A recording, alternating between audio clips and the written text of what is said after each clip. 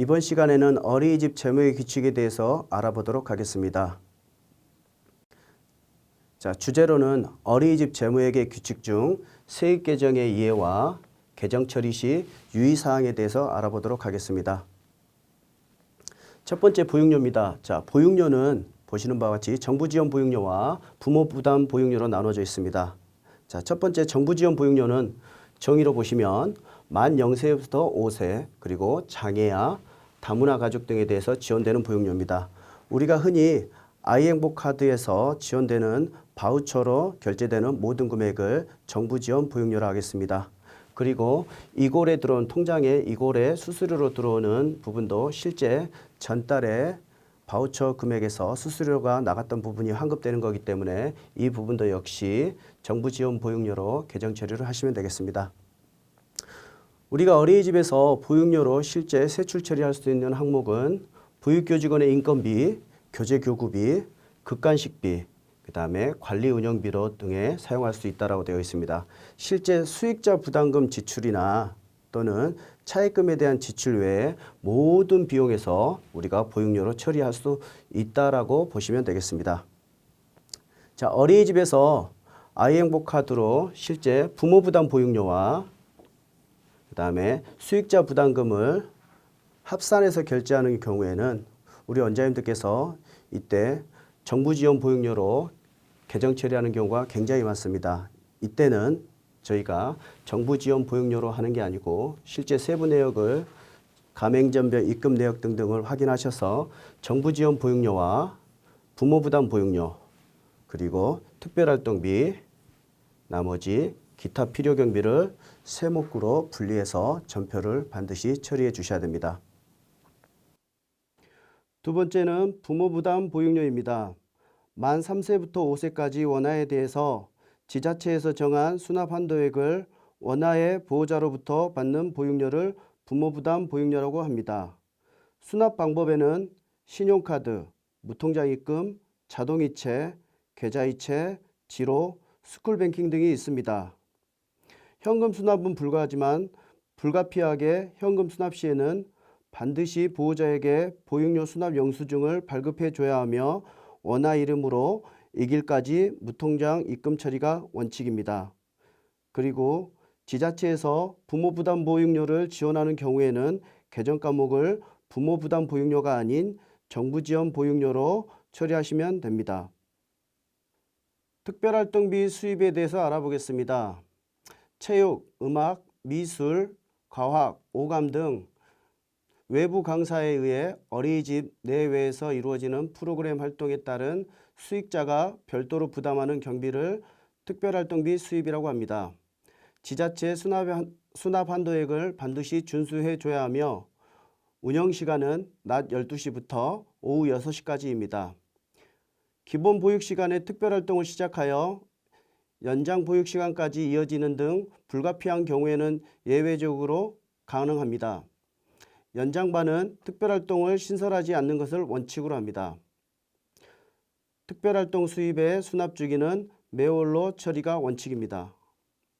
특별활동비는 우리가 시도지사가 정한 수납 한도액을 준수해야 된다라고 되어 있습니다. 그리고 원칙적으로 특별활동비는 수입이 들어오면 특별활동비 지출로 100% 세출 처리하는 게 원칙입니다.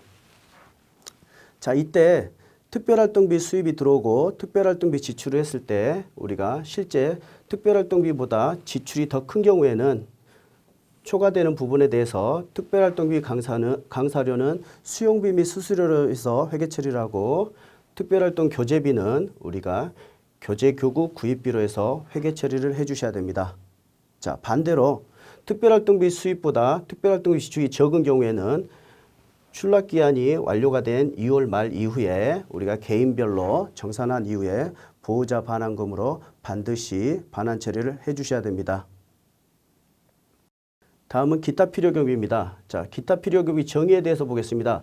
기타 필요경비를 하면 입학준비금, 현장학습비 등 보호자가 보육료 이외에 별도로 부담하는 경비입니다. 이 역시도 특별활동비와 같이 지자체 수납 한도액을 반드시 준수를 해야 됩니다. 자, 기타 필요경비 세목에는 보시는 바와 같이 입학준비금, 현장학습비, 행사비, 특성화비, 차량 운행비, 조석식비가 있습니다. 자, 특별활동비 같은 경우에는 저희가 100% 소진이 원칙인데 기타 필요경비는 지출로 86%까지만 해도 무관하다라고 말씀드리겠습니다. 나머지 14%는 관리운영비로 사용할 수 있다라고 되어 있습니다. 자, 그러면 기타 필요경비에 대해서 세목을 알아보겠습니다. 기타 필요경비 세목 첫 번째로 입학준비금이 있습니다. 입학준비금은 상해보험료, 체육복, 가방, 수첩, 명찰 등의 구입비 그리고 전자출결의 태그 비용이 포함되어 있습니다. 태그의 분실 등 재구매 비용은 수납한도액에 포함되지 않습니다. 고로 재구매 비용을 보호자에게 입학준비금 명목으로 수납할 수 없습니다. 신입원화 입학준비금은 당해년도 수납이 원칙입니다. 만약 입학준비금이 선수납 처리된 경우에는 다음과 같이 처리해야 합니다. 자, 보시면 예를 들어서 2월 20일 입학준비금이 10만 원이 들어왔고 회계년도가 종료되는 2월 말에 100만 원이 회계잔고가 되었을 경우에는 잘못된 2월금 처리는 우리가 전년도 2월금 수입으로 100만 원을 처리하는 것은 잘못된 2월금 처리입니다. 자, 올바른 처리는 여기에서 선수납이 됐던 입학준비금 수입을 분리를 하시고 90만 원에 대해서만 전년도 2월금 수입으로 계정 처리하시고 나머지 10만 원은 기타 필요경비 입학준비금으로 해서 계정 처리를 분리해 주셔야 됩니다. 이때 조교에는 반드시 선수납 이율이라는 말을 반드시 추가해서 기입해 주셔야 됩니다. 기타 필요경비 세목 두 번째는 현장학습비가 있습니다. 흔히 수련회비 또는 견학비라고 표현을 합니다. 현장학습비는 어린이집 외부에서 이루어지는 프로그램에 소요되는 입장료, 시설 사용료, 교통비, 식음료비 등의 경비를 현장학습비라고 합니다. 다음은 기타 필요경비 수입 중에서 가장 중요한 행사비입니다. 이 부분은 필요경비 중에서도 굉장히 중요한 부분인데 보시는 바와 같이 정의해 보시면 입학, 졸업, 연말, 생일, 재롱잔치, 어린이날, 여름캠프, 성탄절 행사 보이시는 것처럼 8가지에 대해서만 우리가 기타 필요경비 행사비 지출로 처리할 수 있습니다. 우리가 어린이집에서 보시면 부모 참여 행사 또는 스승의 날 행사 등을 우리가 교사 관련된 행사 등을 우리가 필요경비 행사비 지출로 처리하고 있는데 이때는 불가하다라고 말씀드리겠습니다. 그리고 위에 보이시는 필요경비 행사를 수납하지 않고 실제 이 행사를 진행했을 때는 우리가 일반 행사비로도 처리할 수 있다라고 말씀을 드리겠습니다. 기타 필요경비 세목 네 번째는 특성화비입니다. 특성화비는 보육교사에 의한 별도의 프로그램 활동에 필요한 원화의 개별 교재 교구입니다. 대상 연령과 운영시간은 특별활동을 준용한다라고 되어 있습니다. 기타 필요경비 세목 다섯 번째는 차량 운행비입니다. 차량 운행비는 보호자의 요청에 의해 차량 운행 시 소요되는 경비입니다. 이때 인건비, 유류비, 수리비, 부품 구입비 등 직접 결제가 가능합니다. 단 인건비 항과 차량 몫을 우선 집행 후 기타 필요경비 차량 운행비 지출로 세출 처리 순으로 공고합니다. 기타 필요경비 여섯 번째는 조석식비입니다. 조석식비는 보호자의 요청에 의해 아침 저녁 식비로 소요되는 경비입니다. 보육료 수입에서 급식 간식 재료비를 일정 금액 이상 세출 처리해야 하는데 조석식비와는 구분이 되어야 합니다. 보육료 수입 중 연장 보육료는 급식 간식 비용이 미포함되어 있습니다. 이어서 인건비 보조금에 대해서 알아보겠습니다. 인건비 보조금의 정의는 국가 및 지방자치단체로부터 받은 인건비입니다. 세부적으로 보면 정부 지원 어린이집이 보조받은 인건비 지원금, 장애아 통합교사 인건비 지원금이 있으며 보시는 슬라이드에 기재되어 있는 요율표대로 급여 및 4대 보험, 퇴직금이 지원됩니다. 그리고 정부 지원 어린이집이 아닌 어린이집 중 그 밖에 연장형 보육교사도 인건비 보조금입니다. 지원 미지원 관계없이 공통으로 보조교사, 행복도우미, 취사부, 시간 연장 교사 등이 정해진 금액으로 인건비가 지원되는데 이도 인건비 지원금으로 분류됩니다. 다음은 기간 보육료를 보겠습니다. 기간 보육료는 2008년까지는 영아 기본 보조금, 2009년에서 2019년까지는 기본 보육료로 사용되었다가 2020년도부터 기간 보육료로 명칭이 변경되었습니다. 기간 보육료는 정부 인건비 미지원시설 어린이집을 대상으로 지원되는 보육료로서 만 0세부터 2세까지 연령별로 정해진 금액을 현원에 맞춰 지원되는 보조금입니다. 다음 개정 과목은 연장 보육료입니다. 2020년 신설된 개정 과목으로서 정의를 보시면 국가 및 지방자치단체가 연장 보육에 대해 어린이집에 지원하는 보조금입니다. 영아반은 시간당 2,000원, 유아반은 1,000원, 영세 및 장애아반은 시간당 3,000원이 계산이 되며 전자출결 시스템상 17시 이후에 하원한 원화 대상으로 지원이 되며 전자출결 시스템에 기록된 하원 시간 기준으로 보육료가 생성이 됩니다. 그리고 매일 시분 단위로 기록되며 30분 단위로 보육료가 생성이 됩니다. 다음은 공공형 운영비를 보겠습니다. 종전에는 19년도까지 회계에서는 개정 코드가 322번이었지만 연장 보육료 추가로 2020년 회계부터서는 323번으로 변경이 되었습니다. 공공형 어린이집 대상으로 일정 금액이 지원이 되며 지급 기준은 교사 수, 반수, 아동 현원 등을 토대로 산정됩니다. 지급 기준에 지자체에서 별도로 지급하는 지원금은 해당 목적에 맞는 세입 과목을 설정해야 합니다. 가령 공공형 활성화비는 그 밖의 지원금으로, 조리사 지원금은 인건비 보조금으로 개정 과목을 처리해야 합니다. 공공형 어린이집에서 보육교직원의 급여는 국공립호봉수 해당 연도의 국공립 1호봉 이상 급여를 책정하고 지급하여야 합니다. 이는 호봉수를 인정하는 개념과는 별개입니다. 다음은 그 밖의 지원금에 대해서 알아보겠습니다.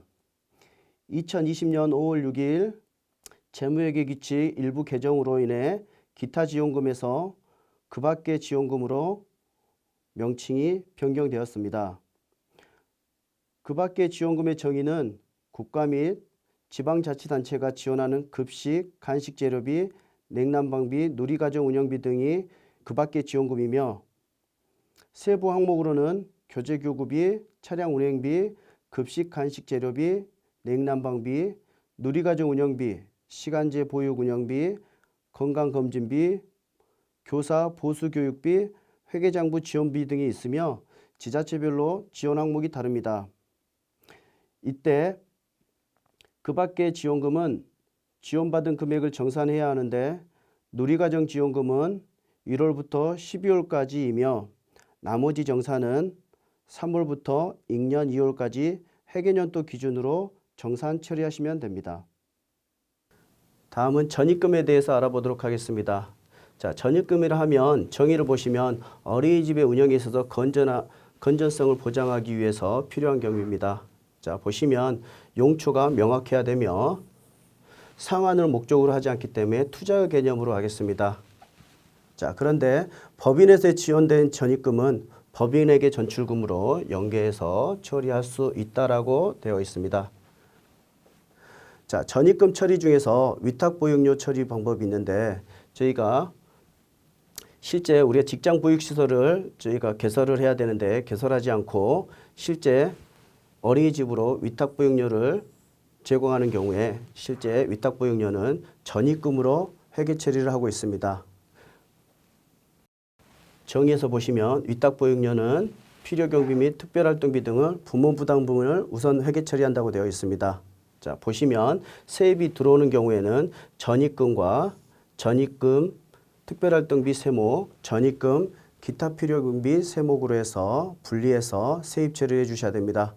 세출 처리하실 때는 수용비에서 세목별로 해서 특별활동비 지출, 그 다음에 수용비 및 수수료에서 기타 필요경비 지출로 세목으로 처리해 주시면 되겠습니다. 다음은 단기차입금입니다. 자, 단기차입금이라 하면 금융기관 등으로부터 일어난 운영에 필요한 일시적인 단기차입금입니다. 자, 원칙은 회계연도 종료될 때까지 해서 변제가 원칙입니다. 용처가 명확해야 되며 실질적으로 우리가 금융기관을 조달하는 게 원칙입니다. 이때 단기차입금 같은 경우에는 마이너스 통장도 가능하다라고 되어 있습니다. 그리고 개인적으로 차용할 경우에는 우리가 차입계획서를 지자체에서 승인을 받고 난 이후에 개인적으로도 차입은 가능하다라고 말씀드리겠습니다. 이때 차입계획서와 차용증은 반드시 구비해야 된다라고 말씀드리겠습니다. 자, 어린이집 같은 경우는 단기차입금은 한도가 있습니다. 자, 정원에 따라서 1인부터 50인까지는 700만 원, 100인 미만은 1000만 원, 100인 이상은 1500만 원이 우리가 단기차입금 한도입니다.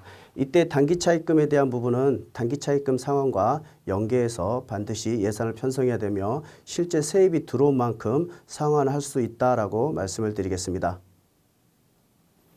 다음은 장기차입금입니다. 자, 어린이집에 대해서 시설에 대한 개보수입니다. 자, 개보수 비용이 필요할 때 회계연도를 달리해서 상환을 해야 되는 차입금을 장기차입금이라고 합니다. 기본적으로 장기차입금은 금융기관에서 조달하는 걸 원칙으로 하겠습니다. 이때 단기차입금과 달리 마이너스 통장은 불가합니다. 그리고 자산 증식을 위한 신축이나 증축을 위해서 장기차입금은 불가하다라고 되어 있습니다. 자, 그리고 이 부분은 지자체의 승인이 필요하고 실제 5년까지 가능하나 5년 이상을 우리가 장기차입금을 예산을 편성할 경우에는 실제 지자체와 별도로 협의하셔야 됩니다. 그리고 우리가 적립금이 있을 경우에는 적립금을 먼저 선집행하고 난 이후에 부족분에 대해서 장기차입금 수입을 잡아서 처리를 해 주셔야 됩니다. 자, 장기차입금 같은 경우에는 우리가 한도는 어린이집 기본보육료, 그 다음에 보육료 수입, 그 다음에 부모부담 보육료가 있는데 총 보육료의 5%까지 저희가 편성할 수 있으며 기간은 5년입니다. 그래서 총 보육료 곱하기 5% 곱하기 5년까지 해서 한도를 측정할 수가 있습니다. 어린이집에서는 지정후원금이 있는데 실제 국내외 민간단체나 개인으로 받는 기부금, 결연후원금, 위문금, 찬조금 중에서 후원 목적이 정해져 있는 게 우리가 지정후원금이라고 하겠습니다. 이때 후원금 관리대장을 반드시 작성하고 입출금 내역을 관리를 해 주셔야 됩니다. 자, 그리고 두 번째는 현금과 현물 기부를 모두 포함해서 작성을 해야 됩니다. 그리고 세 번째는 후원금 수입 시 후원 일시와 후원자 그리고 후원금의 용도를 반드시 관리를 해 주셔야 됩니다. 이어서 비지정 후원금입니다. 자, 지정 후원금과 같은 성격을 띠는데 실제 우리가 후원 목적이 정해지지 아니한 수입을 우리가 비지정 후원금이라고 하고 자선 행사 등으로 해서 들어오는 수입도 저희가 비지정 후원금이라 하겠습니다. 자, 비지정 후원금 같은 경우에는 업무 추진비에는 사용이 불가하다라고 되어 있습니다. 자, 항의 업무 추진비를 하면 실제 목의 업무 추진비, 직책급, 회의비를 저희가 업무 추진비 항이라 하며 실제 부채 상환 및 재산에 증식하는 자산취득비를 사용하는 원칙적으로 제한하고 있습니다. 그러나 어린이집 운영상 필요한 집기에 대한 자산취득비는 가능하다라고 되어 있습니다. 다음은 적립금 처분 수입입니다. 자, 어린이집에서 퇴직 적립금이나 또는 적립금을 적립하고 있을 때 우리가 필요에 따라서 우리가 통장으로 유입되는 경우에는 우리가 적립금 처분 수입으로 처리해야 되는데 실제 적립금으로 적립된 것 중에서 만기가 되거나 또는 중도에 사용하기 위해서 인출이 되는 금액을 저희가 적립금 처분 수입이라고 합니다. 또한 퇴직 적립금 중에서 우리가 퇴직금을 지급하기 위해서 어린이집으로 유입되는 금액을 적립금 처분 수입으로 해서 계정 처리를 하시면 되겠습니다. 이때 적립금 처분 수입으로 해서 수입 처리가 되고 난 이후에 우리가 세출 처리할 때는 목적에 맞게끔 해서 적립금으로 해서 들어오는 적립금 처분 수입 같은 경우에는 우리가 시설비 또는 시설 장비 유지비 또는 자산취득비로 해서 지출 처리를 하셔야 됩니다. 그리고 퇴직금 및 퇴직적립금으로 해서 적립금 처분 수입이 들어온 경우에는 우리가 사용을 하실 때는 근로자의 퇴직금을 지급을 하고 퇴직금 및 퇴직적립금으로 해서 계정 처리를 해 주셔야 됩니다. 자, 관연도 수입에 대해서 알아보겠습니다. 자, 관연도 수입에 대해서 정의는 전년도 출납적립 기간 이후에 납입된 수입을 우리가 관연도 수입이라고 합니다. 자, 예를 들어 보면 자, 2018년도 회계였던 2018년도의 보육료 수입, 그리고 기타 필요경비 수입, 특별활동비 수입에 대한 미납분이 실제 2019년도 회계인 3월 이후에 세입이 발생했을 때 이때 관연도 수입을 계정으로 처리해야 된다라고 말씀드렸습니다. 보시는 것처럼 우리가 2019년 1월에 대한 기타 필요경비 수입, 그다음에 2018년도에 정부 지원 보육료 수입, 그다음에 2018년도 회계의 특별활동비 수입이 실제 2019년도에 여입이 되면 실질적으로 세입 처리가 되면 관연도 수입으로 해서 회계 처리를 해 주셔야 됩니다. 다음은 이자 수입에 대해서 알아보도록 하겠습니다. 자, 이자 수입은 정의를 보시면 금융기관에서 예치한 예금의 이자 수입입니다. 실제 우리가 운영비 통장에서 우리가 예수금이 있을 때 예수금에 대한 이자를 우리가 이자 수입이라고 하겠습니다. 이때 우리가 주의하셔야 될 부분은 이자 수입이 들어오는 경우에 이자 수입에 대한 소득세, 이자 수입에 대한 주민세가 있습니다. 이때는 지출 처리하는 게 아니라 당해 과목으로 해서 마이너스를 쳐서 지출 반납 결의서를 작성을 해서 결산 금액에서 정산될 수 있도록 처리를 하면 되겠습니다. 다음 계정 과목은 그 밖의 잡수입입니다. 2020년 5월 6일 재무회계 규칙 일부 개정 시 종전 기타 잡수입에서 그 밖의 잡수입으로 계정 과목 명칭이 변경되었습니다. 차량, 물품 등 매각 수입, 변상금 위약금 수입, 교육의 수입, 보육교사 실습비, 보험료 수령액 등 어린이집 자산 매각 수입 등이 있습니다. 여기에 보육교직원 식대를 수입으로 처리하는 경우에도 그 밖의 잡수입으로 회계 처리하시면 됩니다. 1회계년도에 세출 처리된 금액이 다음 회계년도에 반납되는 경우에도 그 밖의 잡수입으로 회계 처리하시면 되겠습니다. 그리고 보장으로 목적으로 하는 화재보험 만기 환급금 경우에도 반드시 그 밖의 잡수입으로 회계 처리를 해야 합니다. 자, 전년도 이월금을 보겠습니다. 자, 전년도 이월금은 우리가 2월 말까지 해서 출납기한이 종료되고 난 이후에 회계 잔액이 3월 1일로 넘어가는 금액이 전년도 이월금입니다. 자, 전년도 이월금 회계 처리하는 방법에 있어서 실제 우리가 전년도에서 입학준비금이 세입 처리가 됐을 경우에는 보기와 같이 우리가 입학준비금과 입학준비금으로 인해서 잔고가 100만 원이 이루어졌을 때 이 모두를 전년도 이월금으로 해서 계정 처리하는 게 아니라 전년도 이월금 수익과 기타 필요경비 입학준비금으로 분리를 해 주셔서 저희가 계정 처리를 해 주셔야 된다라고 말씀을 드리겠습니다. 그리고 조교에는 반드시 선수나 비율이라고 표기를 해 주셔야 된다라고 말씀을 드리겠습니다. 다음은 전년도 2월 사업비에 대해서 알아보도록 하겠습니다. 자, 전년도 2월 사업비에 대해서 정의는 보시는 바와 같이 전년도에 종료되지 못한 2월 사업비를 말합니다. 실제 어린이집에서 시설 또는 공사가 회계년도에 시작이 됐고 회계년도에서 종료가 되지 못했을 때는 우리가 2월 되는 경우 이때는 전년도 2월 사업비로 해서 예산을 편성하고 실제 세출에서는 시설비로 예산을 계상해서 편성하고 집행을 하시면 되겠습니다. 자, 여기까지 어린이집 재무회계 규칙 세입 계정의 이유와 계정 처리 시 유의사항에 대해서 알아보았습니다. 감사합니다.